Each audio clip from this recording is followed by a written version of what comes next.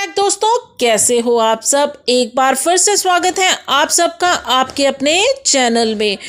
तो आज मैं आप लोगों के लिए लेकर आई हूँ क्लास 4 इंग्लिश ग्रामर की फाइनल एग्ज़ाम की प्रिपरेशन। तो सबसे पहले ये देखते हैं कि फाइनल एग्ज़ाम में क्या क्या सिलेबस आना है। सबसे पहले बात करते हैं चैप्टर 21 जो है आपका adverb, then preposition, conjunction, interjection, then chapter 25 है punctuation and capital letters, understanding words better, unseen passage आने वाला है और फॉर्मल लेटर और मैसेज राइटिंग। सबसे पहले ना मैं अनसीन पैसेज के लिए ना आपको एक ट्रिक बताने जा रही हूँ। ये ट्रिक है, मान लो आपका कोई भी अनसीन पैसेज आता है तो उसको उसमें फुल मार्क्स लाने की ये सबसे अच्छी ट्रिक यही है कि आप पैसेज पढ़ने की बजाय ना सबसे पहले जो उसके क्वेश्चन आंसर्स होते हैं, क्वेश्चंस होते हैं ना स्पेशली, वो रीड करो अच्छे से। कोई ज़रूरत नहीं है आपको पहले पैसेज पढ़ो। हो सकता है किसी वर्ड की आपको मीनिंग ना पता हो, तो इतने डीप में जाने की आपको बिल्कुल ज़रूरत नहीं है। इसकी एक छोटी सी ट्रिक है जिससे आप पूरे मार्क्स ला सकते हो। आप सबसे पहले जो नीचे क्वेश्चंस है ना उनको रीड आउट करो। सबसे पहले आप स्टार्ट करो, आप पढ़ो फर्स्ट क्वेश्चन। ठीक है, मान लो कि उसमें कोई ऐसा वर्ड है जिसकी आपको हिंदी नहीं पता, मीनिंग नहीं पता, इतना डीप मत जाओ, आप सिंपली क्वेश्चन पढ़ो। ठीक है, और अगर मान लो उस क्वेश्चन में कुछ वर्ड्स होंगे डिफिकल्ट होंगे या जो भी डिफिकल्ट है तो डीप में मत जाओ, बस वो अंडरलाइन कर लो और वही अंडरलाइन वर्ड आप क्वेश्चन में ढूंढ लो। जनरली जो इजी वाले होते हैं उसमें होता है कि फर्स्ट क्वेश्चन का आंसर पहली 1 और 2 लाइंस में मिल जाता है। तो उन वर्ड्स को, उन जो फर्स्ट क्वेश्चन है उसमें जो भी वर्ड्स हैं उनको मैच करो कि वो आपके पैराग्राफ में किस जगह है, तो वहां पर जाकर आप अंडरलाइन कर लो, तो उस क्वेश्चन का आंसर उसी लाइन में होगा। अब ग्रामेटिकल मिस्टेक्स ना हो इसके लिए आप क्या करोगे, आप पूरी की पूरी लाइन वही जो है आंसर शीट में उतार दो। कोशिश यही करो, क्योंकि अगर आप उसमें थोड़ा सा भी ऊपर नीचे करके करते हो तो ग्रामेटिकल पोर्शन में मिस्टेक होने की संभावना रहती है, आपके पूरे मार्क्स आए। इसके लिए आप क्या करो कि आप पूरी की पूरी लाइन ना उस वही उतार दो जहाँ से उसके वर्ड्स मैच होते हैं, या आप क्वेश्चन रीड आउट करो, उसको थोड़ा सा समझो और जो फर्स्ट लाइन है उसको भी समझो। क्योंकि क्वेश्चन और आंसर जब भी हम लिखते हैं ना तो आंसर में आधे से ज़्यादा जो लाइन है वो क्वेश्चन की ही होती है। ठीक है, तो जैसे हु नोज, मान लो कोई है कि पहला लाइन आ जाती है रमा नोज हिंदी और क्वेश्चन आता है हु नोज हिंदी, तो आपने सिंपल लिखना है रमा नोज हिंदी। तो ऐसे ही ना उसका पहले ये 2 लाइंस में उसका आंसर फाइंड आउट करो। अगर आप इंग्लिश में बहुत अच्छे हो, ग्रामेटिकल बहुत अच्छी है, तो लाइंस क्वेश्चन के हिसाब से बनाकर लिखो। अदरवाइज अगर आपको लगता है ग्रामेटिकल पोर्शन में इतने अच्छे नहीं हो तो वो लाइन एज इट इज आप उतार दो। तो ये कुछ छोटी सी एक टिक और ट्रिप है जिससे आप जो है नंबर अच्छे ले सकते हो। जैसे मैं आपको इसमें ही बता रही हूँ, सबसे आप क्वेश्चन पढ़ो। इसमें फर्स्ट क्वेश्चन है which class does Rohan study in. ठीक है जी, रोहन कौन सी क्लास में पढ़ता है। अब इसकी पहली लाइन है Rohan is a class 4 student who loves reading story book. अब उसने पूछा कि रोहन कौन सी क्लास में पढ़ा है, विच क्लास। अब जिसकी ग्रामेटिकल अच्छी है वो लिखेगा रोहन स्टडी इन क्लास 4। ठीक है, जिसकी नहीं है वो सीधा लिख लो Rohan is a class 4 student. आप इतना भी लिख दोगे ना तो भी आपको पूरे मार्क्स मिलेंगे। मतलब कि जो इंग्लिश की ग्रामेटिकल में मिस्टेक जिसको होता है कि मैं करूँगा तो वो सिंपल लिख दे, यहीं से लाइन एज इट इज़ उतार दे, उसमें कुछ तोड़ चोड़ या ऊपर नीचे मत करे, क्योंकि उससे जो है नंबर कटने की संभावना रहती है। Rohan is a class 4 student. अब सेकेंड देखो, what kind of stories does he enjoy reading. ठीक है, इसका भी दूसरी तीसरी में मिल जाएगा। यहाँ है who loves reading story books. ठीक है, अब जो अच्छा है जिसको बहुत अच्छी इंग्लिश है वो लिखेगा इसमें what kind of stories does he enjoy. यहाँ पे ही कौन है, रोहन, तो आपने लिखा है Rohan enjoy reading story books. ठीक है, अब नहीं जिसकी अच्छी वो सिंपल लिख दे, यहाँ पे हु की जगह Rohan loves reading story books. आप कोशिश करो कि लाइंस एज इट इज उतारो, क्योंकि ग्रामेटिकल पोर्शन में मिस्टेक होने के चांसेस रहते हैं। अब आपको मैं करा रही हूँ लेटर राइटिंग। देखो लेटर भी ना 2 तरह से होता है। मान लो मैं आपको बताती हूँ, आपके सिलेबस में क्या है, सिंपल है कि लेटर राइटिंग। ठीक है, सिंपल दिया हुआ है, फॉर्मल लेटर लिखना है। अब लेटर का जो टॉपिक है, जो बॉडी है, मतलब आप लेटर किसे लिख रहे हो, क्यों लिख रहे हो, ये तो वो देंगे ना। अब लेटर देखो, एक ये है, write a letter to the principal of your school asking for the leave for 1 day as you are going to Delhi for the skating competition. या फिर ये इस टाइप से भी आ सकता है, write a letter to the principal of your school requesting her to take leave for 3 days, you are going out of town to attend your sister's wedding. वो आप लेटर की उसमें देखना है सबसे पहले कि उन्होंने 3 दिन की 3 days की हॉलीडे के लिए 3 days की एप्लीकेशन के लिए बोला है या 1 day के लिए, और रीज़न क्या है। आप किसी वेडिंग में जा रहे हो या आप going to Delhi for skating, मतलब वो उसके अकॉर्डिंग लिखना जो उन्होंने दे रखा हो भी किस चीज़ के लिए आपको एप्लीकेशन लिख लिया। सबसे पहले मैं आपको फॉर्मेट कर, देखो लेटर कोई भी आ जाए फॉर्मेट सबका सेम रहेगा, ठीक है। ऊपर लिखना है आपने फॉर्मेट लेटर, मतलब फॉर्मेट हेडलाइन बनाना है। नीचे लिखना है रिसीवर्स एड्रेस, मतलब आपने लेफ्ट साइड में, जो लेफ्ट साइड में पेज के जहाँ पे 2 रेड कलर के डंडे होते हैं उसके साथ लेफ्ट साइड में लिखना है रिसीवर्स एड्रेस। नेक्स्ट लाइन में डेट, जो भी आपकी उस दिन की डेट हो।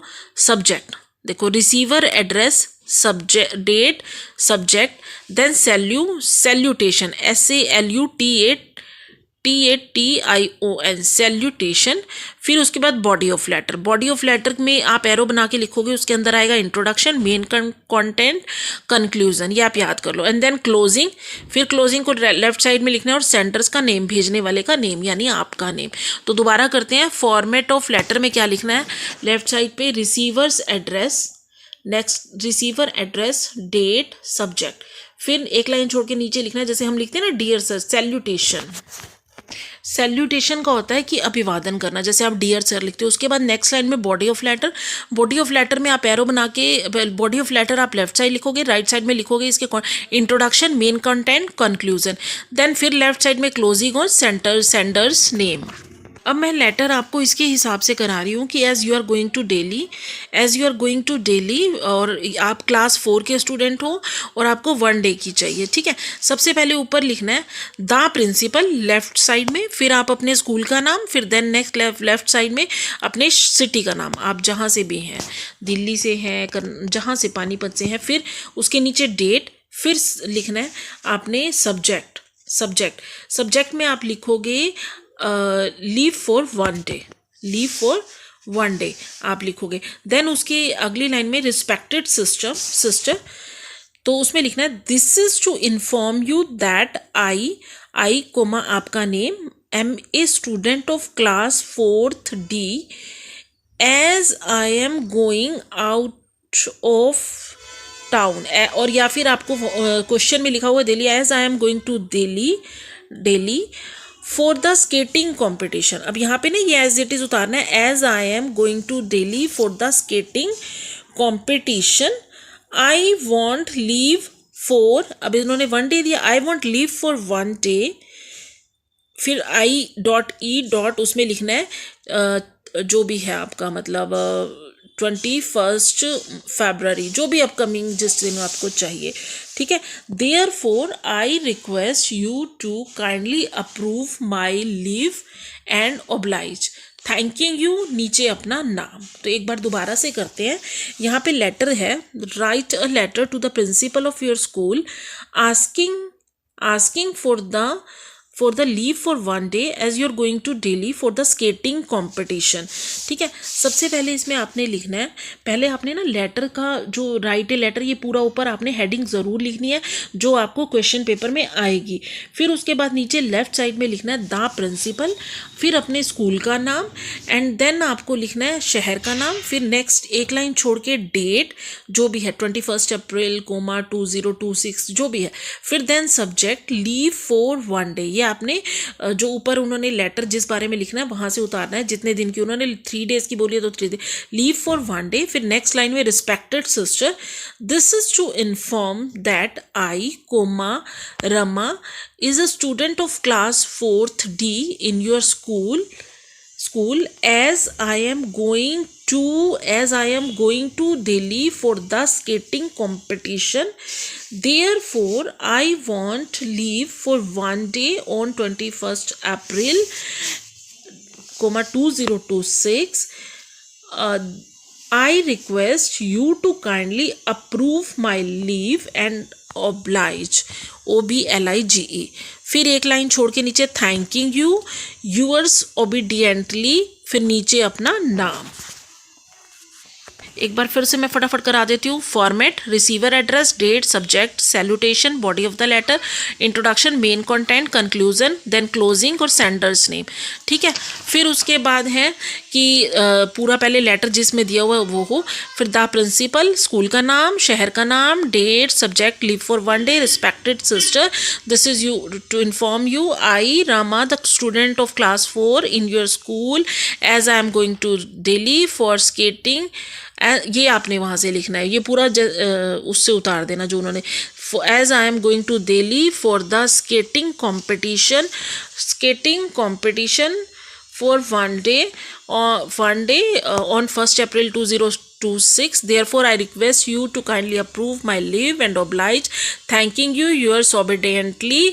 फिर अपना नाम। मैं आपको करा रही हूँ मैसेज राइटिंग, ये भी आपके सिलेबस में आएगा। मैसेज राइटिंग में क्या करना है, आपने ऊपर मैसेज राइटिंग लिखना है, फॉर्मेट, फिर हेडिंग बना देनी है, ये आपने ब्लैक पेन से लिखना है, फिर आप स्केल लेके जाना, एक रेक्टेंगल शेप में एक बॉक्स बना देना, उसके अंदर लिखना है मैसेज। पहली तरफ आपको लिखना है डेट, देन आपको लिखना है टाइम, डेट टाइम, फिर उसके बाद डेट के नीचे salutation, body of the message. Body of message में आप क्या लिखोगे, हु कॉल्ड, व्हाई कॉल्ड, भी किसने किया, who called, why called, why में ही और she, follow of the message, then नीचे राइटर नाम। जैसे ना मैसेज राइटिंग का फिर से रिपीट करा देती हूँ। सबसे पहले ऊपर आपको हेडिंग बनानी है ब्लैक पेन से, मैसेज राइटिंग, फिर फॉर्मेट, देन आपको एक रेक्टेंगुलर बॉक्स बनाना है ब्लैक पेन से और उसमें हेडिंग लिखनी है मैसेज। एक तरफ आपको लेफ्ट साइड में लिखना है डेट, देन राइट साइड में लिखना है टाइम, जो भी उस टाइम का टाइम हो, 11 AM या 10 AM या आफ्टरनून के 12, फिर सैल्यूटेशन, SALUTATION, फिर देन नेक्स्ट लाइन में ये सब आपको लेफ्ट साइड में लिखना है, जैसे जो पेज की 2 रेड लाइंस लगी होती है ना, उसके बिल्कुल साथ लिखना है सैल्यूटेशन, जिसमें हम जो है लिखते हैं डियर सर, डियर मैम। फिर body of the message, body of the message में आप एरो बना के लिखेंगे, उसके अंदर लिखेंगे हु कॉल्ड, वाई ही और she called, comma, follow up required, नीचे फिर राइटर्स नेम, और ये सब उस बॉक्स में जो है आप बंद कर देंगे। अब मैं आपको इसमें एक केस दे रही हूँ, ध्यान से सुनना। Read the following conversation and right the message. वो कह रहे हैं कि पहले की जो सारी बात है ना, इसको सुनो और फिर उसके बाद जो है आप इसके बारे में मैसेज लिखो।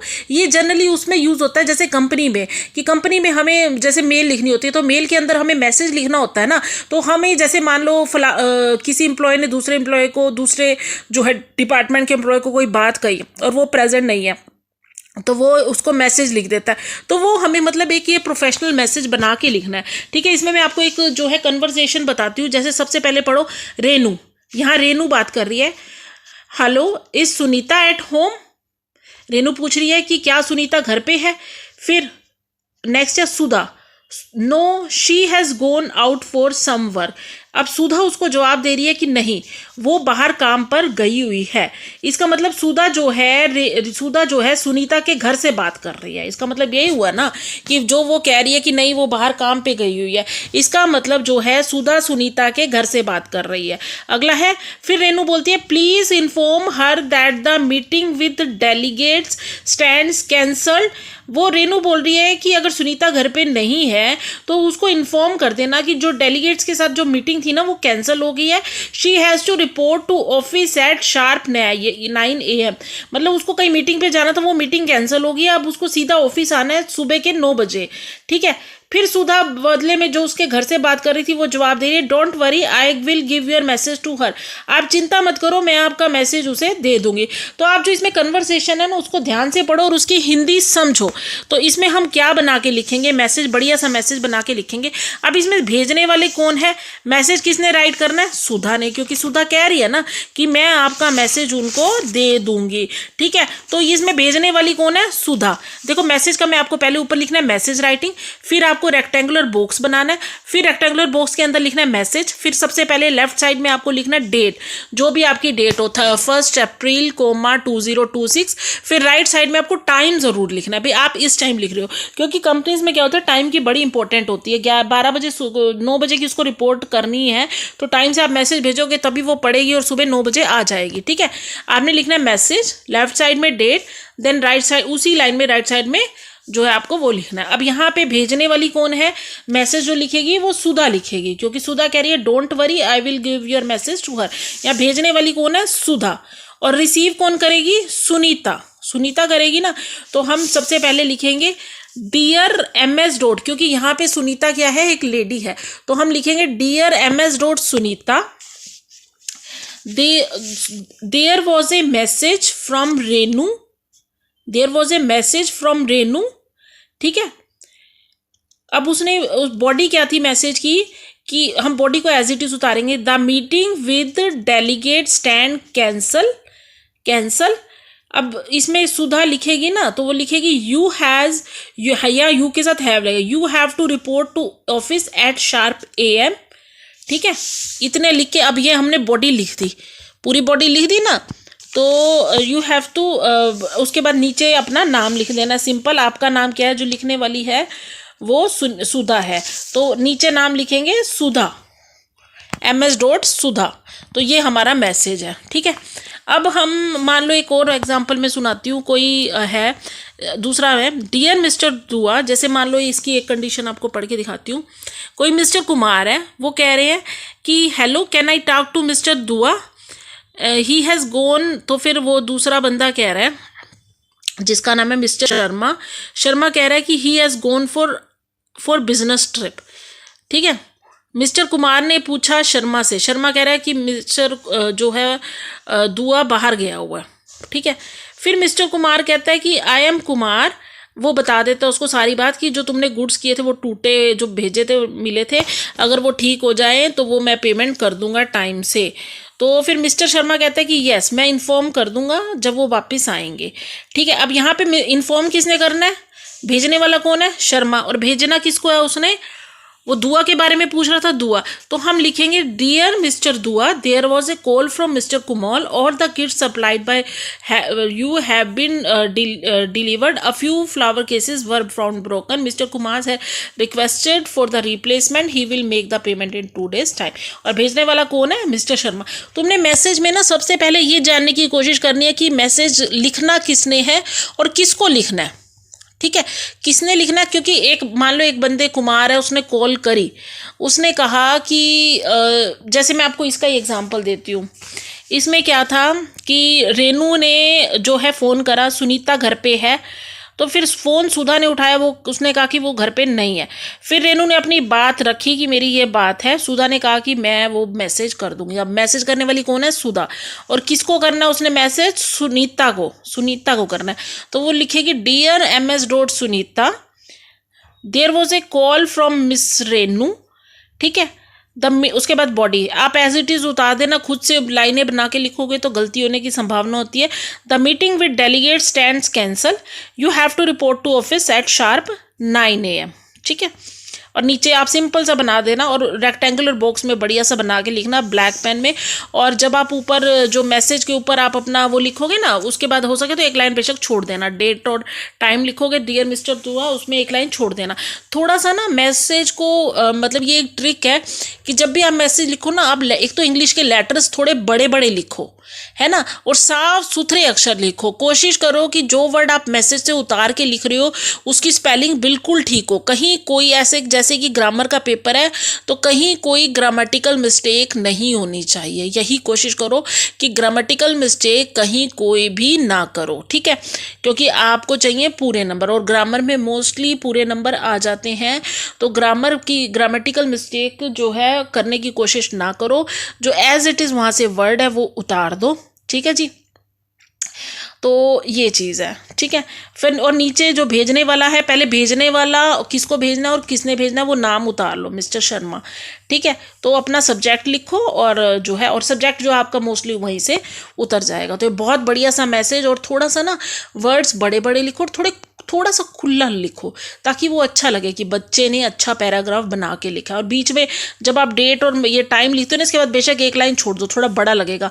इसमें मैडम ये सोचेगी भी बच्चे ने बहुत अच्छे से बहुत बड़ा मैसेज लिखा और बढ़िया सी राइटिंग है, साफ सुथरा समझ में आ रहा है। और खुला लिखोगे तो मैडम को लगेगा वाह वाकई बच्चे ने हर चीज़ एक्सप्लेन किया। ये भी एक छोटी सी ट्रिक होती है कि थोड़ा सा खुला और थोड़ा सा लंबा लगे, मतलब लंबा लगे वो दिखने में कि हाँ बच्चे ने पूरी बात लिखी है। उसमें क्या होता है कि कई बार कुछ आपसे एक आधी लाइन मिसिंग हो जाती है तो इतना फ़र्क नहीं पड़ता, मैडम को जो है उसमें आपके फुल मार्क्स मिलने में मदद मिलती है। अब ये आपका चैप्टर है एडवर्ब, सबसे करवा रही हूँ। सबसे पहले क्या है, एडवर्ब के बारे में बताऊंगी। एडवर्ब होता क्या है?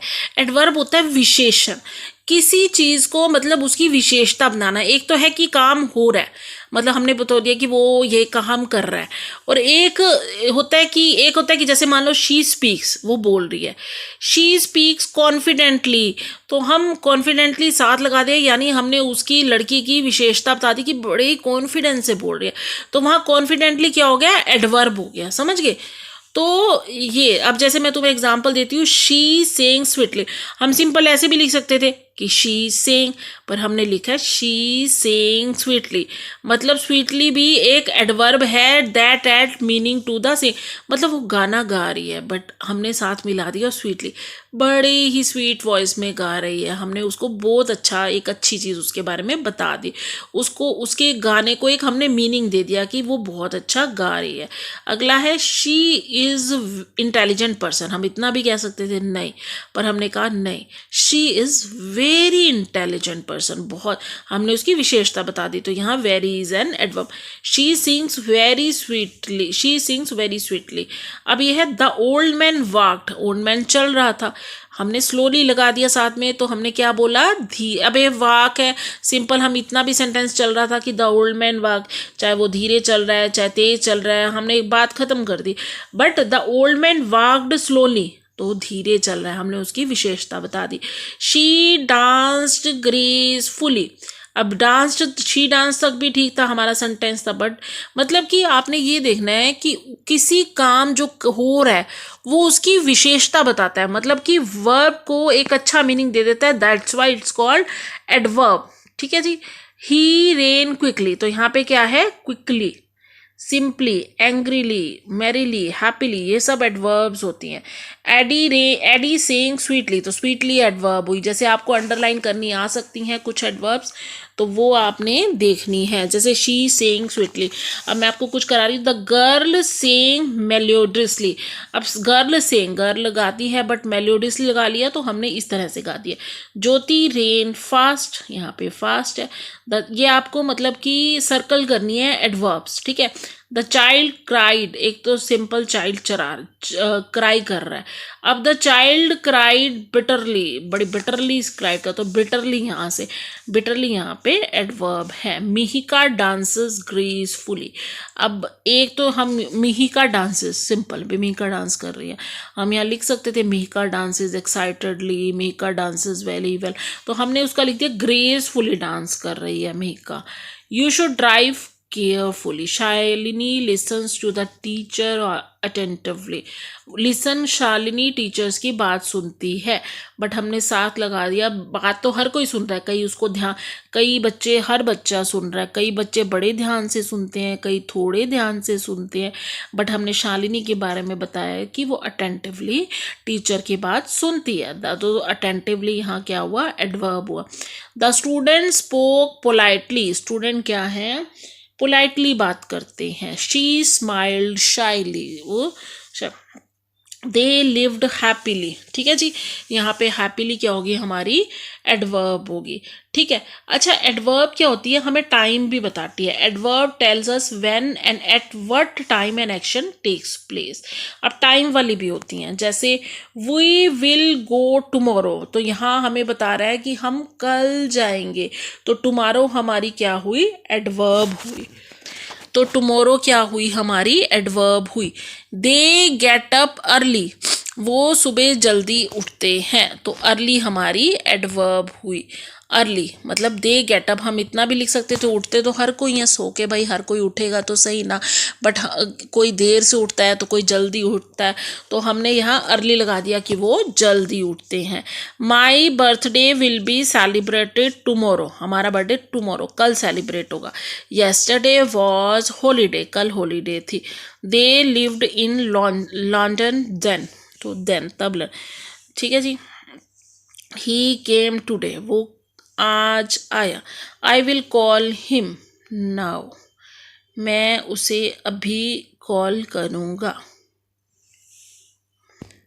Adverb of a place tells us where action are done, मतलब कहाँ पे वो काम हो रहा है, जैसे sit there and do your work, come here, मतलब हेयर और देयर ये सब भी एडवर्ब्स होती हैं। Upstairs, down, everywhere, up. Please come here, तो यहाँ पे हेयर, यहाँ पे आओ। वेयर मतलब ये कहाँ पे कहा है उसने कि यहाँ पे आओ। दे आर वेटिंग आउटसाइड, यहाँ पे वेयर क्या हुआ, कहाँ, आउटसाइड। कहाँ बुला रहा है वो, सॉरी कहाँ वेट कर रहे हैं, बाहर। I can't look down from the down, down stair, sky, inside, ये सब भी एडवर्ब्स होती हैं। अच्छा, एक होती हैं जो है adverb of frequency, tell us how often certain actions are done और हैपन। जैसे he often comes to play with us, तो यहाँ पे हुई ऑफन, मतलब कि अक्सर वो यहाँ पे खेलने के लिए आता है हमारे साथ। He never finished his work on time, वो कभी अपना काम टाइम पे ख़त्म नहीं करता, तो यहाँ पे वर्ब एडवर्ब क्या हुई, नेवर। तो often and never are the certain actions done, they are called adverb of frequency. मतलब वो फ्रीक्वेंसी बताते हैं कि वो काम कितनी बार होता है, बार बार होता है या एक बार होता है या कभी नहीं होता, तो उस टाइप से। अब जैसे जीत ऑलवेज कम्स ऑन टाइम, अब वो जीत कम्स ऑन टाइम हम इतना भी लिख सकते थे, बट नहीं, हमने लिखा है ऑलवेज, मतलब कि वो हमेशा टाइम पे आता है। तो यहाँ पे हमारी एडवर्ब क्या हुई, ऑलवेज। उसके बाद है Jeet has always come on time, यहाँ पे भी ऑलवेज हुई क्योंकि वो हमेशा जो है टाइम पे आता है। He went to school daily, तो एडवर्ब हुई daily. I often play badminton, adverb हुई often. We go to their house sometimes, हम कभी कभी जाते हैं। हम ये भी लिख सकते थे we go to their house, हम उनके हाउस जाते हैं, नहीं, बट हमने लिखा कि समटाइम्स, यानी कभी कभी जाते हैं, तो समटाइम्स यहाँ पे हमारी एडवर्ब हुई। She called me twice yesterday, अब यहाँ पे क्या हुई, twice. Swati always carry an umbrella with her, always. I meet him once, मतलब एक बार, कभी कभी या कभी नहीं, या रेगुलरली, नेवर, ऑफन, डेली, ये सब हमारी क्या हुई, एडवर्ब हुई। अब एक हमें इस तरह से आता है कि यहाँ पे हमें छाड़ना है कि ये किस टाइप की, व्हेन एडवर्ब है, व्हेन है, वेयर है, हाउ है और हाउ ऑफन है, मतलब किस टाइप की एडवर्ब है। जैसे सुधा लिसन्स क्विकली, यहाँ पे हमारी एडवर्ब क्या है, क्विकली। क्विकली मतलब बड़ी शांति, जैसे कई बच्चे होते हैं ना, सुनते हैं बीच में बोलते रहते हैं, तो बट नहीं, सुधा जो है सुन रही है और बड़े आराम से हमारी बात सुन रही है। तो ये क्विकली हमारी क्या किस में आती है, व्हेन, वेयर या हाउ। हाउ, क्योंकि अगर हम इसका क्वेश्चन बनाए कि हाउ सुधा लिसन, सुधा कैसे सुनती है, Sudha listen quickly, how adverb. Sometimes I go to gym, तो ये हमें क्या बता रहा है, how often I go to gym, आप कितनी बार जिम जाते हो, तो sometimes. I will stay here in the classroom, तो यहाँ पे एडवर्ब क्या हुई, हियर। हियर कहाँ है, ये जगह बता रहा है, जगह बता रहा है, तो ये कौन से में आएगी, वेयर। वेयर, इसके क्वेश्चन आएगा कि वेयर, कहाँ पे जगह बता रहा है, वेयर में आएगा। Geeta gets up from bed early, early यानी ये टाइम बता रहा है कि सुबह सुबह, तो ये व्हेन में आ गया time. Look up at the bird, तो वो बता रहा है जगह कि ऊपर देखो। अब उसने ये नहीं कहा कि लुक डाउन, वेयर में आएगी, ठीक है जी। तो ये हमारी एडवर्ब्स हैं। कुछ एडवर्ब्स के मैं आपको अब कुछ एडवर्ब्स के आपको मैं और एग्जांपल्स करा रही हूँ जो कि अक्सर जो हैं हमारे उसमें आ जाते हैं। तो जैसे अब मैंने आपको, अब आप मुझे लगता है बहुत अच्छे से जो है एडवर्ब समझ गए हो, तो अंडरलाइन करनी है adverb and tell us its kind, ये किस टाइप की है। द बेबी क्राइड बिटरली, तो यहाँ पे हमारी एडवर्ब हुई बिटरली। अब बिटरली ये क्या बता रहा है, बेबी का मैनर बता रहा है। ये अगर हम बताएंगे ना कि टेल इट्स काइंड, ये किस टाइप की है, ये एक तो अंडरलाइन करना है बिटरली, और इट्स काइंड, टेल इसने बोला कि वो टेल, जो आपने एडवर्ब अंडरलाइन करोगे ना उसकी काइंड भी बतानी है कि वो किस टाइप की एडवर्ब है, तो ये हमें मैनर बता रही है। नेक्स्ट है the students spoke quickly, students, तो यहाँ पे एडवर्ब क्या हुई, क्विकली, और ये हमें क्या बता रही है, मैनर। ये मैनर्स ही है ना कि जैसे कुछ स्टूडेंट्स होते हैं वो चिल्लाते हैं, तो यहाँ पे स्टूडेंट्स क्या हैं, बड़ी शांति से बोल रहे हैं, क्विकली, बड़े आराम से बोल रहे थे, उनका मैनर बता रही है।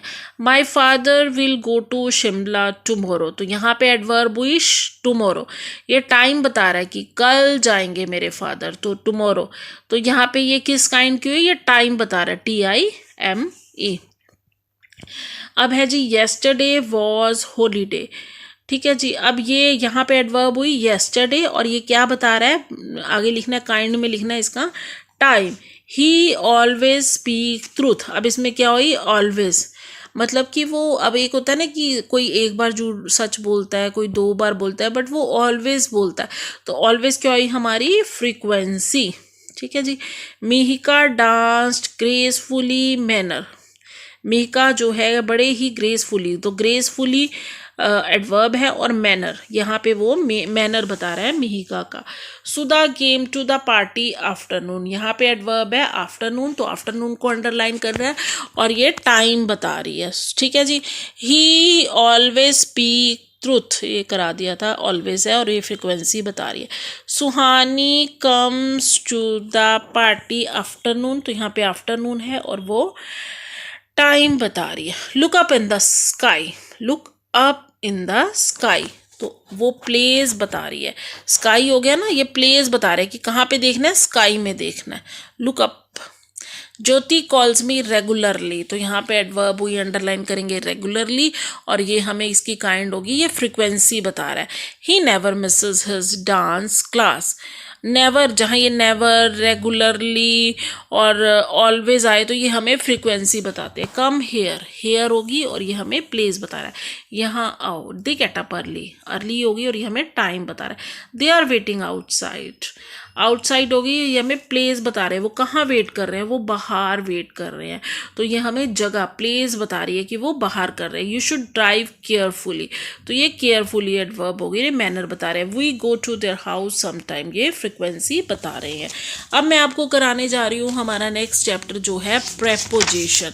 देखो प्रेपोजिशन में मैं आपको यही बताऊँगी, on, at, in, behind, on, below, after, before, ये होती है हमारी प्रेपोजिशंस। तो एग्जैक्ट किस सेंटेंस में क्या लगना है ये आपको बार बार प्रैक्टिस करने से पता चलेगा।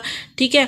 प्रेपोजिशन क्या है, ये रिलेशन बताती है नाउन और प्रनाउन जो भी है और अदर वर्ड, मतलब कि जो मेन, जैसे मान लो Ram give the medicine to me, अब राम ने जो ये जो रिलेशन बताती है राम और बाकी जो सेंटेंस के वर्ड्स हैं उनके बीच में क्या है, तो Ram gave the medicine dash मी, यहाँ टू लगे। ये बार बार आप प्रैक्टिस करोगे ना तो आपको समझ आ जाएगा कहाँ पे इन लगना है, कहाँ पे ऑन लगना है, एट लगना है, एट लगना है, वो सब मैं आपको धीरे धीरे कुछ एग्जांपल्स बताती हूँ।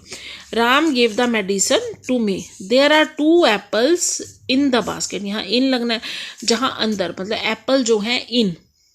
देखो इन, ऑन, एन आपने छोटी क्लासेस में पढ़ा होगा, जब वो एप्पल्स टोकरी के अंदर है तो इन आएगा। ठीक है जी। ऑन जब टोकरी मतलब टेबल के ऊपर कोई चीज़ तो ऑन आएगा। ठीक है। इन, ऑन, ये सब होता है। ठीक है। अगला है it is 10 AM dash my watch, by my watch, she is suffering dash, वो किससे बीमार है, from infection, the pen is for you, she sat at the table to read, the dress is made of cotton, dress किसकी बनी हुई है, cotton की बनी हुई है, the dress is made of cotton. I am not afraid of surprise test, मैं किससे नहीं डरती, सरप्राइज टेस्ट जो मैडम कभी कभी सब बच्चों के लेती है और सब बच्चे डर जाते हैं, तो I am not afraid of. ठीक है जी। We should be kind dash needy to the needy, I went to school my dash my brother, मैं स्कूल किसके साथ जाता हूँ, मैं अपने भाई के साथ स्कूल जाता हूँ, तो इसमें लगेगा जिसके साथ वाले में लगता है विथ। ठीक है जी।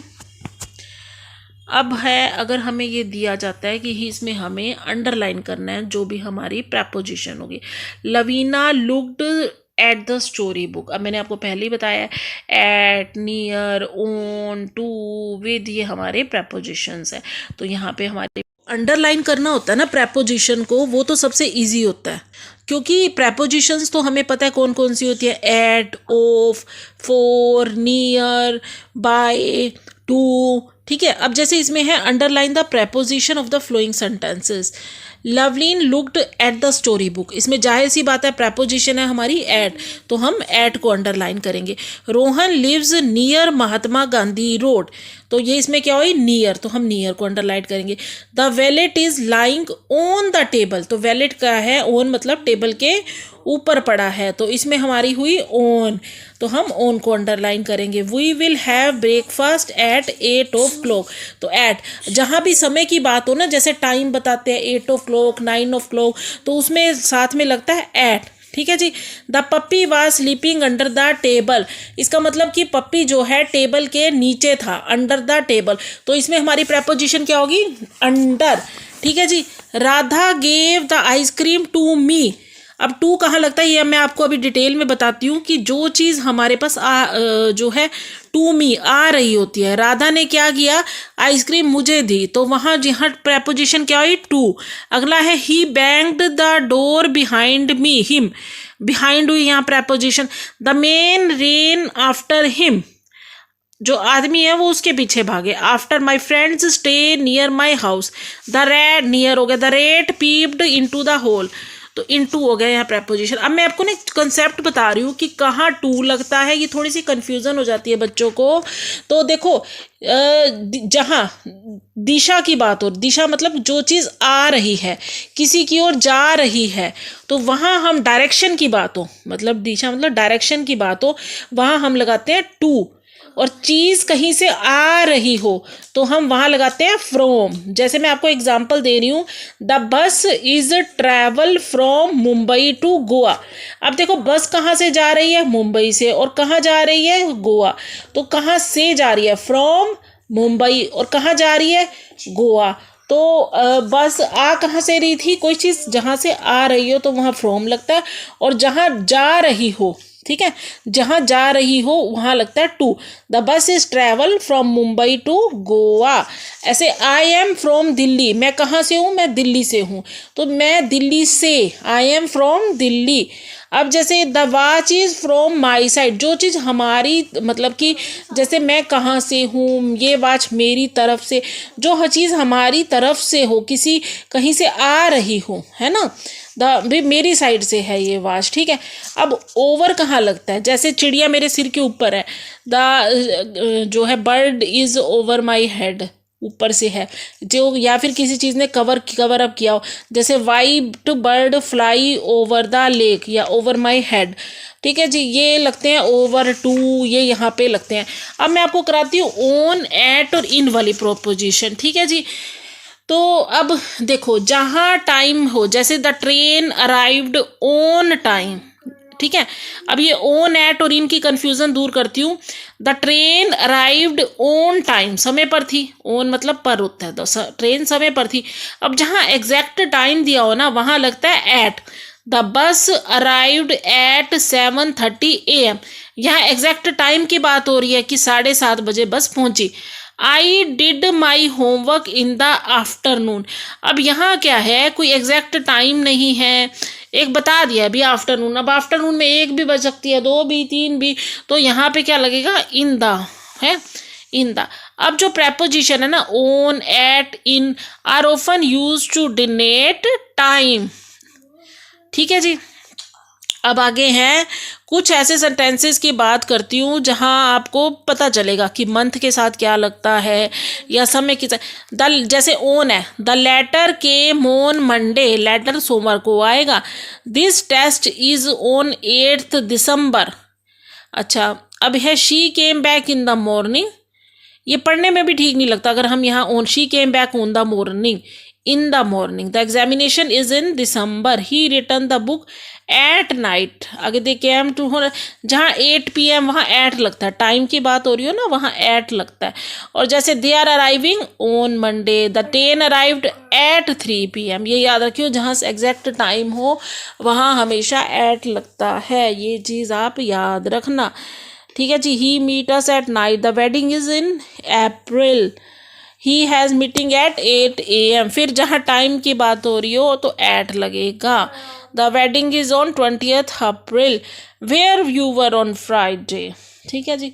अब एक चीज़ है कि बिहाइंड, इन फ्रंट और नियर, जब कोई चीज़ पास हो तो नियर लगता है, बिहाइंड जब कोई चीज़ पीछे हो तो बिहाइंड लगता है, इन फ्रंट जब कोई चीज़ सामने हो तो इन फ्रंट लगता है। जैसे अब ये पिक्चर है, ठीक है जी, इस पिक्चर में आप देखो कि ये एक पीछे ये ट्री है, ट्री के पीछे मकान है, आगे एक बच्चा करा है और एक बच्चा है और आगे वो बनी हुई है, एक साइकिल पड़ी है। तो the house is behind the tree, house tree के पीछे है ना, अब अमित एक लड़का है, वो कहाँ खड़ा है? ट्री के सामने, तो Amit is in front of the tree. Cycle कहाँ खड़ी है? साइकिल ट्री के पास खड़ी है, तो cycle is near the tree. तो ये आपको डिफरेंस पता चल गया ना पिक्चर के माध्यम से।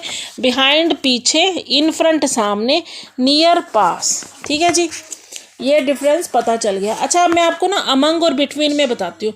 जब दो चीज़ों के बीच में एक चीज़ हो तो वहाँ बिटवीन होता है। अमंग होता है कि जब बहुत सारी चीज़ों के बीच में हो तो वहाँ लगता है। अब जैसे आप अपने दो फ्रेंड्स के बीच में बैठे हो तो वहाँ बिटवीन लगेगा। You are between Rama and Geeta. ठीक है। अब जहाँ बहुत सारे हो, जैसे teddy bear among the other toy, पे बहुत सारे टॉयज पड़े हैं, उनके बीच में एक ये छोटा सा टैडी बियर पड़ा है। ठीक है जी। जहाँ बहुत सारी चीज़ों की, जैसे शी डिस्ट्रीब्यूट, तुम्हारा बर्थडे होता है ना सबका, तो तुम अपनी क्लास में चॉकलेट बांटते हो, तो वो वहाँ लगेगा अमंग। ठीक है, क्योंकि बहुत सारे फ्रेंड्स में she distributed chocolates among many friends. अब द कैट है, दो किटन्स है, कैट उनके बीच में बैठी है, तो दो, जहाँ दो की बात हो तो बिटवीन लगता था। Cat is sitting between the two kittens. Sonali is standing between Salma and Somya. I kept the pen among your books on the table. भाई टेबल पे बहुत सारी किताबें पड़ी हैं और वहाँ पे मैंने अपना पेन भी रख दिया, तो वहाँ लगेगा अमंग। ठीक है जी। अब बात करते हैं फ्रॉम, टू और फॉर की। ठीक है, तो मैंने वही समझाया। To Pune, my father went to Pune. कहाँ गए? पुणे। कहाँ से गए? फ्रॉम मुंबई। ठीक है जी। I stayed in Delhi for 8 months। मैं 8 महीने के लिए दिल्ली रहा। ठीक है, मैं 8 महीने के लिए दिल्ली रहा। I stayed at Delhi for 8 months। अब है कि देखो, बर्ड्स ना ब्रिज के ऊपर जा रहे हैं, तो birds are flying over the bridge. अच्छा ठीक है। A car is moving over the bridge. Boat है जो वो ब्रिज के नीचे है, तो boat is under the bridge. ठीक है जी। अब जो swimmers body below the water, swimmer is wearing a cap. The dog is hiding under the table. ये एक देखो टेबल है, इस टेबल के नीचे ये डॉग छुपा हुआ है। ठीक है जी। The dog is hiding under the table. There is an alarm clock on the table. Table के ऊपर एक अलार्म कॉल रखी हुई है, तो हम लिखेंगे क्लॉक रखी हुई है। The train rain over the bridge. नीचे ब्रिज है और ट्रेन उसके ऊपर से ओवर द ब्रिज गई है। The bird flu above the building. The box is kept below the window. खिड़की के नीचे बॉक्स पड़ा है। तो ये छोटी छोटी चीज़ें हैं, ध्यान रखना। अब जैसे इनटू है, जो मतलब कि जैसे the bird is going into the cage, जो अंदर जाने, जैसे बर्ड ने केज के अंदर जाना है। अब जब आउट ऑफ द लिखेगा तो bird is coming out of the cage. तो ये चीज़ें आपको ध्यान रखनी है। ठीक है। He wore a cap on his head. The teacher left the books in the staff room. Please give your answer sheets to teacher. The girl is standing near the football. He stayed with us vacation. अब मैं आपको into वाले कुछ करा रही हूँ। Mister Mehta fell into the swimming. वो swimming pool के बीच में गिर गए, तो into the swimming. My coach jokes in the joker part. The flight dash Port Blair was. The flight for Port Blair was delayed. Twinkle Bell was locked out of cage. The treasure is hidden in a secret place. अब मैं आपको ना कुछ और, कई बार क्या होता है कि ऑप्शंस भी आती हैं, जो ये ओन और ऑन टू वाली है ना, इनमें ऑप्शंस आती हैं और कईयों में ऑप्शंस नहीं होती। एक छोटी सी वर्कशीट आपको प्रेपोजिशन की करा रही हूँ, आप मेरे को बीच बीच में बताओगे। आप बताओ, चलो। राम गेव मेडिसन्स डैश मी। यहाँ क्या लगेगा प्रेपोजिशन? आप मेरे को कमेंट सेक्शन में बताओ कि Ram gave medicines dash me. Ram gave medicine dash me. बताओ भाई, कमेंट सेक्शन में लिख के बताओ क्या लगेगा। Ram gave medicine to him. To me. I am not afraid test. इसमें क्या लगेगा? I am not afraid dash test. I am not afraid of test. He will have lunch dash 3 o'clock। अब यहाँ डैश में क्या लगेगा प्रेपोजिशन? जहाँ मैंने आपको बताया कि टाइम की बात हो तो वहाँ क्या लगेगा? एट। क्या लगेगा? एट। अब अगला बताओ। The train is running dash the bridge. The train is running dash the bridge. यहाँ कौन सी प्रेपोजिशन लगेगी? कमेंट में बताओ। The train is running on the bridge. Over the bridge. He gave me the book dash night. यहाँ क्या लगेगा? अब यहाँ टाइम की बात हो रही है तो कौन सी प्रेपोजिशन लगेगी? He gave me the book dash night at night. Very good. The cat peeped the house. The cat peeped dash house into the house. Her birthday is on 4th May. अब यहाँ on लगेगा। Renu is sitting dash Sudha and Meena. यहाँ क्या लगेगा बताओ? Renu is sitting with Sudha and Meena. नहीं, between सुधा और मीना के बीच में बैठी। अब I am going to Delhi dash months. यहाँ क्या लगेगा बताओ? I am going to Delhi dash months. I am going daily, वो जितने भी मंथ्स के लिए जा रहे हैं। हाँ, डैश में क्या लगेगा? Dash months I am going to Delhi for 8 months. मतलब डैश 8 मंथ्स डे, उसमें लगेगा 4 8 मंथ्स। और गोइंग टू दिल्ली, जहाँ जा रहे हैं वहाँ 2 लगता है, और जितने समय के लिए जा रहे हैं वो 4 लगता है। He is coming from Mumbai. अब यहाँ ना ऑप्शन दिए हुए हैं। There is a cactus plant dash many trees. अब यहाँ बिटवीन लगेगा या अमंग लगेगा? अमंग। हाँ, वेरी गुड, अमंग लगेगा क्योंकि बहुत सारे ट्रीज की बात हो रही है। The party scheduled dash 2 hours। On लगेगा 4। वेरी गुड, यहाँ 4 लगेगा। He is wearing the cap his head above या on? Very good. The aeroplane flew dash city. The aeroplane flew dash city. Over या अपॉन? ओवर या upon? The aeroplane flew over the city. अगला बताओ। The girl is hiding dash the curtain. Behind और in front? Behind और in front, ये बताओ, last बताओ। Behind the curtain, पर्दे के पीछे छुप गई। देखो, अब बात कर रहे हैं हम कंजुकेशंस की। कंजुकेशंस क्या होती हैं? ये 2 लाइनों का ना जोड़ती हैं। जैसे कोई लड़की कहती है मेरे को चॉकलेट भी खाना पसंद है और मेरे को आइसक्रीम भी, तो वो क्या लिखेगी? I love chocolates and ice cream. ठीक है जी। अगला है ज्योति स्टाल, एक सेंटेंस है। सैमी शॉर्ट, तो इसको दोनों को जोड़ेंगे कैसे? Jyoti is tall but Sammy is short. अच्छा, what will you have? Tea. अब वो पूछना चाह रहा है कि तुम क्या लोगे, टी या coffee? What will you have, T और कॉफ़ी? जैसे आप कंपनीज में जाते हो तो वो पूछते हैं what will you have, T और कॉफ़ी। ठीक है जी। अब है जी ये जो ज्वाइन करती हैं 2 वर्ड्स को। ठीक है जी। जैसे सैमी शॉर्ट है वो है। अब कुछ एग्जाम्पल बताती हूँ कि इसमें क्या लिखेंगे। देखो, दे आर हैप्पी, वो खुश हैं, और दो दे आर पुअर, जबकि वो गरीब हैं। We started our journey when the rain stop. देखो, रेन खत्म हुई तब हमने अपनी जर्नी स्टार्ट की। ये 2 सेंटेंस है तो इनको एक साथ बोलना है। We started our journey when the rain stopped. ठीक है जी। Try and try until you succeed. Try करते रहो जब तक तुम, अंटिल होता है जब तक तुम सफलता प्राप्त नहीं कर लेते। ठीक है जी। She missed the bus dash she woke up late. देखो, उसने बस मिस कर दी। उसका रीज़न था क्योंकि वो सुबह लेट उठा। तो जहाँ रीज़न हो, बिकॉज का मतलब ही यही होता है क्योंकि, कारण बता रहा है। ठीक है जी। She missed the bus because she woke up late in the morning. अगला है you will do well in the exam dash you study hard. भाई देखो, तुम एग्ज़ाम में अच्छा करोगे अगर तुम बहुत अच्छे से पढ़ते हो। इफ़ यू स्टडी हार्ड, अगर तुम बहुत अच्छे से पढ़ते हो तो तुम एग्ज़ाम में बहुत अच्छा करोगे। ठीक है। अब जैसे ये कुछ है। I will go home and do my homework. I will go home, but यहाँ बट लगेगा, मतलब अलग अलग उसमें अलग अलग लगेगा। अगर मैं ये बताती हूँ I will go home and do my homework but will not take you along because I am, तो कहाँ बिकॉज लगना है? बिकॉज होता है कारण, एंड होता है कि सिंपल 2 सेंटेंस को हम एक साथ जोड़ लेते हैं। बिकॉज होता है कि जब हम कारण बता रहे होते हैं। बट हम तब लगाते हैं कि मैं वो कर रहा था किंतु, बट का मतलब होता है किंतु। और तब लगता है जब हम ऑप्शन देते हैं कि यू वांट टी और कॉफ़ी।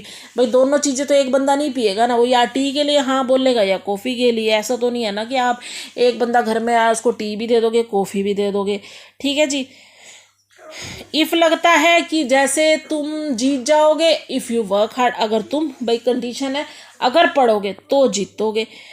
ठीक है जी। एक होता है व्हेन, जब अब मैं कुछ और करा रही हूँ, जैसे राम इज़ नोटी बट शाम इज़ स्टूडियस। ठीक है, राम नोटी है किंतु शाम स्टूडियस है। तो हमें इसमें जो है ऑप्शंस बतानी है। बट लगेगा, but Sam is student. What do you like, banana और ऑरेंजेस। तो यहाँ बनाना और ऑरेंजेस में से एक बताना है, वो पूछ रहा है, तो तुम बीच में और लगेगा। He was taken to hospital because he was ill. वो कारण बता रहा है कि वो इसलिए हॉस्पिटल ले गया क्योंकि वो बीमार था, तो यहाँ बिकॉज लगेगा। शी केम टू स्कूल दो शी हैड फीवर। इसमें बता रहा है कि वो स्कूल आई जबकि उसको बुखार था, तो जहाँ जबकि हो तो वहाँ दो THOUG। I will wait you until you return. मैं तब तक तुम्हारा इंतज़ार करूँगी जब तक तुम वापस नहीं आते। तो उसका मतलब होता है अंटिल यू रिटर्न, जब तक तुम वापस नहीं आते। I was not at home when he called me.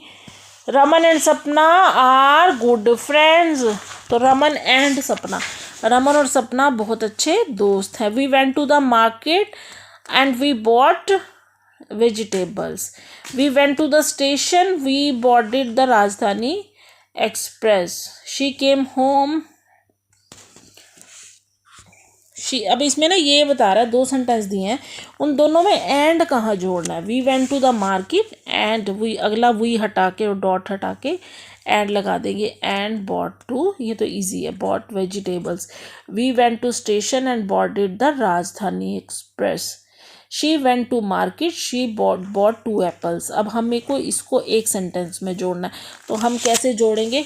She went to the market and bought 2 apples. ठीक है, I like apples, banana and oranges. मुझे ये तीनों फ्रूट बहुत पसंद है।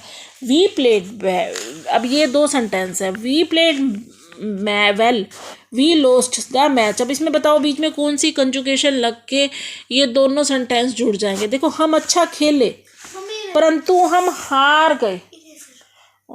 We played well but we lost the match, किंतु हमने मैच हार दिया, तो वहाँ लगेगा but. The journey was long but enjoy भी, जर्नी तो लंबी थी पर किंतु हमने फिर भी इंजॉय किया। He failed many times but never lost hope. तो कहाँ बट लगना है और कहाँ और लगना है। और तो लगेगा जहाँ ऑप्शन हो, जैसे टी और कॉफ़ी हो। अगर हम एक मान लो हम एक को कहते हैं कि you can have a ice cream, you can have a chocolate, तो यू कैन हैव आइसक्रीम और चॉकलेट्स। तो यहाँ दो चीज़ों की ऑप्शन आ रही हो तो वहाँ और लगता है। फिनिश योर ब्रेकफास्ट और यू विल लेट। या तो तुम ब्रेकफास्ट फिनिश कर लो या फिर लेट हो जाओगे। दोनों में से एक काम हो सकता है ना, कि अब ये तो हो नहीं सकता कि लेट भी हो जाओगे और फिनिश भी कर लोगे। फिनिश द ब्रेकफास्ट क्विकली और यू विल लेट। या तो जल्दी ख़त्म कर लो या फिर लेट हो जाओगे। टेक एन अम्ब्रेला और यू विल गेट वेट। या तो अम्ब्रेला ले जाओ या फिर गीले हो जाओ, ऑप्शन है यहाँ पे, तो और लगेगा। I went to doctor because I was sick, क्योंकि यहाँ कारण बता रहा है कि मैं डॉक्टर के पास इसलिए गया क्योंकि मैं सिक था, मैं बीमार था। बिकॉज लगेगा। तो I am hungry because I did not have, जैसे तुम स्कूल जाते हो पहले पीरियड में भूख लग जाती है, तो तुम वहाँ कहते हो ना I am hungry because I did not do my breakfast, क्योंकि मैंने अपना नाश्ता नहीं किया इसलिए आई एम हंग्री। तुम अपने फ्रेंड को बताते हो ना, my father visit my grandpa because she was unwell. We went to library because we had some work. ठीक है जी। अब बोथ भी लगता है। Both my brother and sister are doctor, जैसे किसी के भाई और बहन दोनों ही डॉक्टर हैं, तो हम लिखेंगे बोथ। ठीक है जी। वी स्टेड वी, अब ये ना मैं आपको 5 पॉइंट और करा रही हूँ। देखो, जैसे we study dash our father comes, इसमें 3 ऑप्शन है, बट व्हेन एज। तो वैसे तो तुम ना बीच में डाल के देख लेना भी कौन सी जच रही है। जैसे शादी होती है ना, कुड़ी मुंडे नाल खड़ा करके वेख लेंदे हैं पंजाबियां च भी कुड़ी मुंडे की हाइट जच रही है, दोनों नाल खड़े ने, जोड़ी जच रही है। उदा तुसी ना जो ऑप्शन आए ना विच तुसी पा के वेख लेना भी केड़ी जो है कंजुकेशन या केड़ी प्रेपोजिशन विच जच रही है। ठीक है जी। We study dash our father comes from office. When, यहाँ व्हेन लगेगा भी हम स्टडी करते हैं जब हमारे पिताजी आ जाते हैं। We don't watch television because भी, हम कारण बता रहे हैं क्योंकि हमारे एग्ज़ाम्स हैं। डैश यू एंड जानी वर एब्सेंट ऑन ट्यूसडे। तो यहाँ बोथ लगेगा क्योंकि दो की बात हो रही है। I will go to school dash you come along, मैं स्कूल जाऊँगा if you come along. I got hurt dash I fell down before I fell down. अब मैं आपको करा रही हूँ इंटरजेक्शंस। देखो इंटरजेक्शन होते हैं जब हम अपनी फीलिंग एक्सप्रेस करते हैं। जैसे मान लो आप मैच खेलने गए हो और उम्मीद नहीं थी, एकदम आप जीत जाते हो, तो क्या मुंह से निकलता है? Hurray we have won the match. भाई एकदम जोर की चीख, खुशी में चिल्लाते हो ना कि हुर्रे। और अगर हम किसी को बधाई देते हैं, congratulations you have got first prize, तो जैसे आप स्टेज पे चढ़ते हो, जो प्राइज़ देने वाला है वो आपको कहता है ना कॉन्ग्रेचुलेशंस। और फिर अगर हम किसी को मिलने जाते हैं तो हम बोलते हैं ना हेलो हाउ आर यू। हम कोई घर में बच्चा आ जाए, शुरू हो जाती है ना आंटियाँ हेलो हाउ आर यू। और हम किसी को बोलते हैं कि यू लुक, तो हम बोलते हैं ना वाह you look beautiful in red sari, तो उस तरह से। तो hurray we have won the match, oh we have lost. जहाँ हम थोड़ी सी ना सैडनेस एक्सप्रेस करते हैं तो वहाँ लगाते हैं ओह, ठीक है जी, well done you do it, उस तरह से। अब मैं तुम्हें इसके कुछ एग्जांपल्स करा रही हूँ। We have won the match, अब इसमें क्या लगेगा? एकदम हम खुशी में बोल रहे हैं hurray we have won the match dash you have come first in class. मान लो तुम प्राइज लेने जा रहे हो और वो बोलते हैं तुम्हें स्टेज पे मेडल देते time congratulations you have come first in the class, ठीक है जी। अब I have hurt myself, यहाँ थोड़ी सी सैडनेस है तो ओह लगेगा, ouch we have hurt myself. Hello how are you, हम किसी को कोई घर में आता है, wow you look beautiful in red sari. आप लड़की हो तो आपने कभी तारीफ की होगी कभी ना कभी किसी लड़की की, तो wow you looking beautiful in red sari. तो अब बात करते हैं हम पंचुएशन और कैपिटल लेटर्स की। देखो जी, पंचुएशन और कैपिटल लेटर्स जो हैं हमारे वो ये होते हैं कि जैसे डॉट कहाँ पे लगना है, कहाँ पे क्वेश्चन मार्क लगना है और कहाँ पे हमारा अपोस्ट्रोफिस है, इसको बोलते हैं एक्सक्लेमेशन मार्क। जहाँ पे एक डंडा लगता है और उसके नीचे बिंदु लगती है। देखो जहाँ सिंपल सेंटेंस हो ना वहाँ लगता है हमारा डॉट, और जहाँ हमारा कोई क्वेश्चन हो तो वहाँ लगता है क्वेश्चन मार्क। और जहाँ हम कोई अचानक से बात कहते हैं ना व्हाट ए डेंजरस स्नैक, भाई स्नैक कितना खतरनाक है, वहाँ हम ये एक्सक्लेमेटरी सेंटेंस हो ना तो वहाँ पे हम ये डंडा और उसके नीचे बिंदु लगा देते हैं। तो बेसिकली पंचुएशन और कैपिटल लेटर्स में हम यही देखते हैं कि फुल स्टॉप, क्वेश्चन मार्क और एक्सक्लेमेशन मार्क कहाँ लगेगा, ठीक है। अब मैं आपको कुछ सेंटेंसेस करवा रही हूँ एग्जाम्पल के तौर पे, उसमें आप देख लेना कि आपको क्वेश्चन मार्क, डॉट और वो सब कहाँ लगना है। Do you know my name, अब देखो यहाँ क्वेश्चन पूछ रहे हैं तो यहाँ क्वेश्चन मार्क लगेगा। He is going to park, अब ये एक सिंपल सेंटेंस है, इसमें कोई बात नहीं है, सिंपल हम बता रहे हैं कि वो पार्क जा रही है तो यहाँ डॉट लगेगा। How delicious was the meal, अब है जी how delicious was the meal, meal कितना डिलीशियस था, तो ये हाँ हम एक्सक्लेमेशनरी लगाएंगे, ठीक है जी। वाई आर यू शाउटिंग, अभी हम ये क्वेश्चन पूछ रहे हैं कि भाई कोई बंदी गुस्सा कर रही है तो हम उससे पूछ रहे हैं कि भाई आप शाउटिंग क्यों कर रहे हो, ठीक है जी। अब है व्हाट एन ओबीडियंट चाइल्ड, हम ये एक एक्सक्लेमेटरी लगेगा कि हम कह रहे हैं कि कितना ओबीडियंट बच्चा है, क्योंकि जनरली बच्चे क्या होते हैं, बच्चे शैतान होते हैं, तो हम ये बोल रहे हैं कि व्हाट एन ओबीडियंट चाइल्ड। अब एक क्वेश्चन है, जैसे मायरा मेरी फ्रेंड है, डू यू मतलब मुझसे पूछ रही है डू यू प्ले चेस, तो वो कह रही है कि तुम चेस खेलोगे, क्वेश्चन मार्क है। Are you a fashion designer, question mark लगेगा। What an interesting movie it was, तो यहाँ पे एक्सक्लेमेटरी लगेगा क्योंकि हम ये बोल रहे हैं कि कितनी इंटरेस्टिंग मूवी थी। सोनिया कुक्स डिलीशियस मील, सोनिया बहुत डिलीशियस मील बनाती है, तो एक यहाँ लगेगा हमारा, यहाँ सोच के बताओ क्या लगेगा। आई थिंक इसमें सोनिया कुक्स, हाँ इसमें सिंपल डॉट लगेगा क्योंकि सोनिया अच्छा खाना बनाती है। When do we meet again, हम दोबारा कब मिलेंगे, तो क्वेश्चन मार्क लगेगा, ठीक है जी। अब कोमा कहाँ लगता है, जहाँ हमें वह थोड़ा सा सेपरेट करना हो, जैसे I want toffee, comma candy and chocolate, ठीक है जी। I have bought a book, comma 2 pens, comma a pencil and eraser, जहाँ पे हमें वर्ड्स को सेपरेट करना हो, क्योंकि मैं बुक भी खरीदूंगी, पेन भी खरीदूंगी, पेंसिल भी खरीदूंगी और इरेजर भी। इरेजर को मैंने एंड से अलग कर दिया और बाकी को मैं कोमा से। Renu please come to me. अब यहाँ मैं सेपरेट कर रही हूँ कि रेनू इधर आओ। रेनू को मैं बाकी सेंटेंस से जो है सेपरेट कर रही हूँ। उसके ऊपर रखने का Renu comma please come to me. अब the child who fell down is serious. अब यहाँ पे 3 बातें हैं कि वो बच्चा जो गिर गया था सीरियस है। The child comma who fell down comma is serious. The boy who is in red shirt studies in my class. ठीक है जी। अब टिक मार्क करने हैं हमें where commas are put appropriately, जहाँ कोमा सही लगे हुए हैं। जैसे हमें ना वो 2 सेंटेंसेस देंगे और हम उसमें से टिक करना है कि दोनों में से ठीक कौन सा है। अब देखो, Ramesh read out the headlines. ठीक है, अब इसमें सोच के बताओ कोमा कहाँ लगेगा। ठीक है, Ramesh comma read out the red lines, ये ठीक है, या Ramesh read out the red line comma read the headlines. देखो इसमें ये ठीक है, कोई बच्चे को बुला रहा है, Ramesh comma read out the red lines headlines. Now pay attention to what I say. अब इसमें कौन सा ठीक है, नाउ। अब मान लो कोई कह रहा है कि मतलब कि टीचर है, वो बच्चों को कह रहा है कि अब ध्यान से सुनो जो मैं कह रहा हूँ। नाउ पहले जो हो गया उसको छोड़ो। Now comma pay attention to what I say, ऐसे। Daddy please drop me at the coaching centre. ठीक है, daddy comma please drop me at the coaching centre. बोल के देख लो, जहाँ पे तुम्हें लगे ना कि थोड़ा सा रुकाव आ रहा है, ठहराव आ रहा है, उसके बाद कोमा लगता है। I wish to have chapatis comma curd and vegetables for dinners. तो इसमें कोमा कहाँ लगेगा, I wish to have chapatis comma curds and vegetables for dinner. ठीक है, तो चपाती और कर्ड के बीच में लगेगा। My little sister where are you.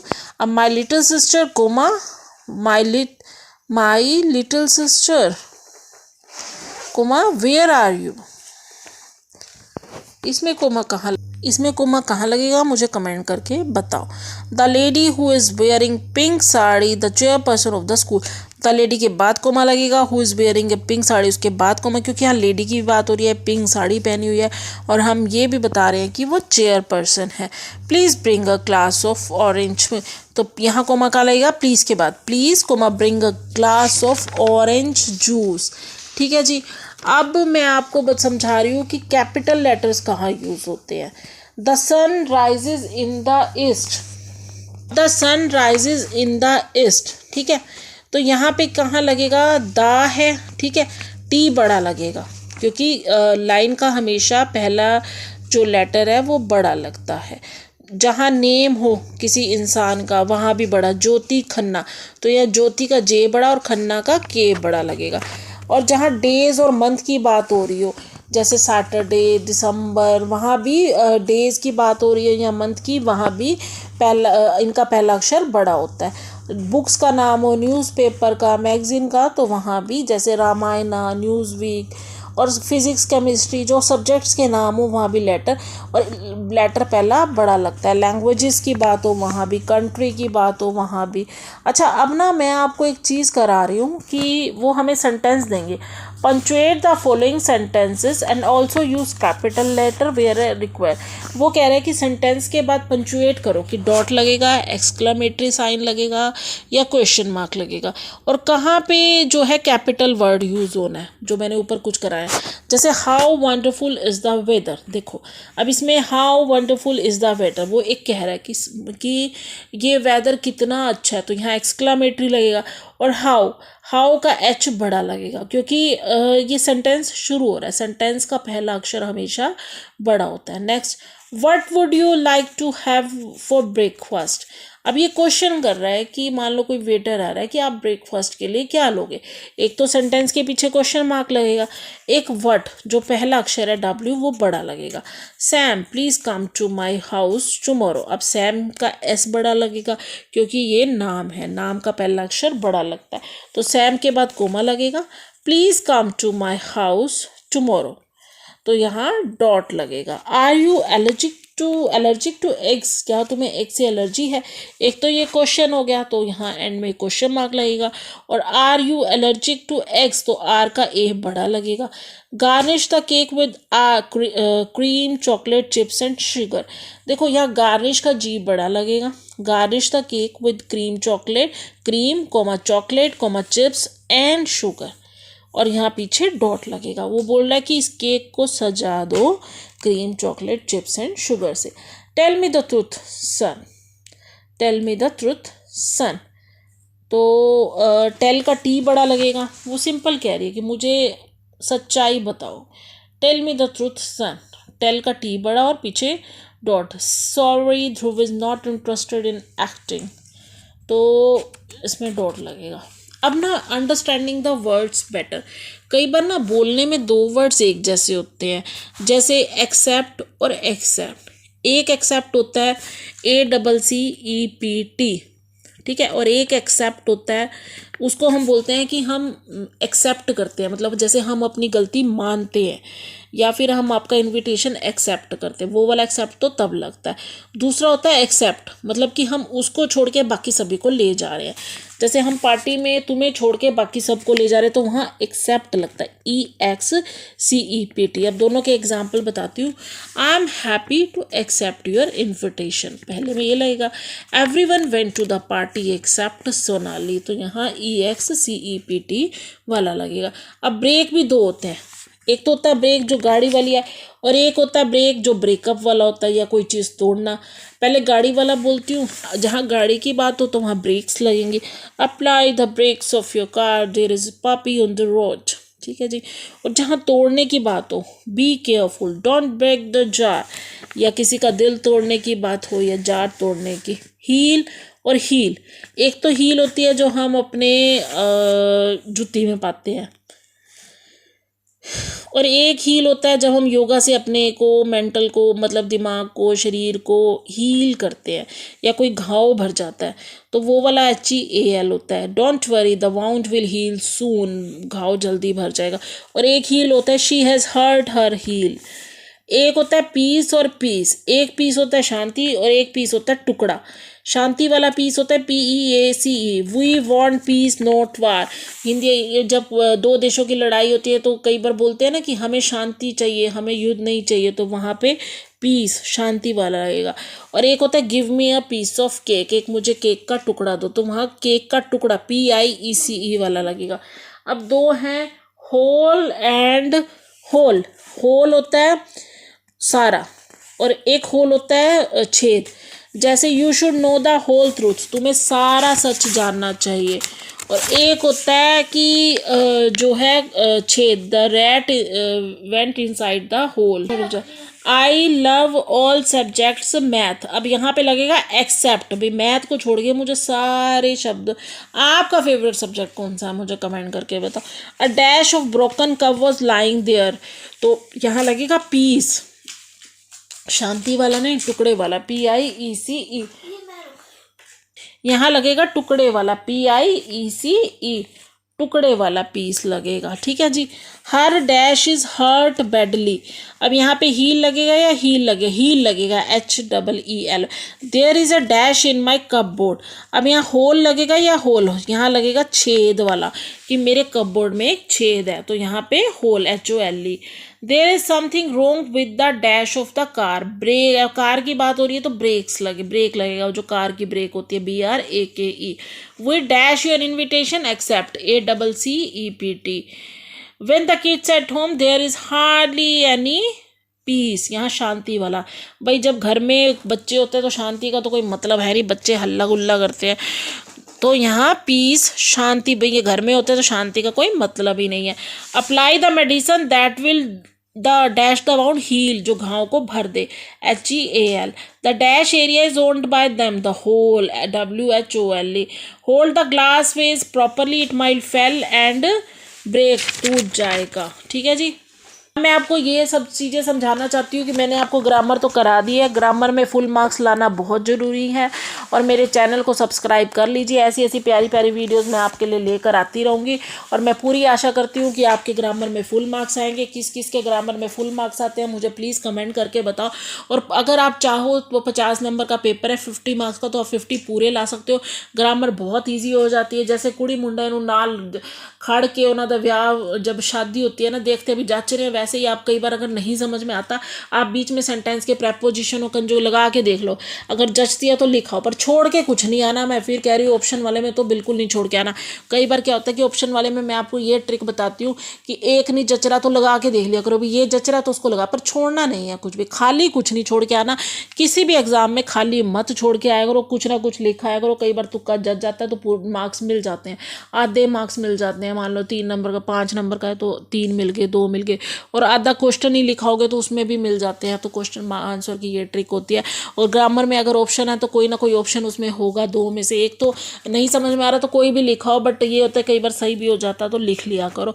छोड़ना कुछ नहीं है, स्पेलिंग का खास ध्यान रखना है। और मैं उम्मीद करती हूँ आप सर पूरे मार्क्स लाओगे और मेरे चैनल का नाम रोशन करोगे। तो धन्यवाद, मिलते हैं नेक्स्ट वीडियो में।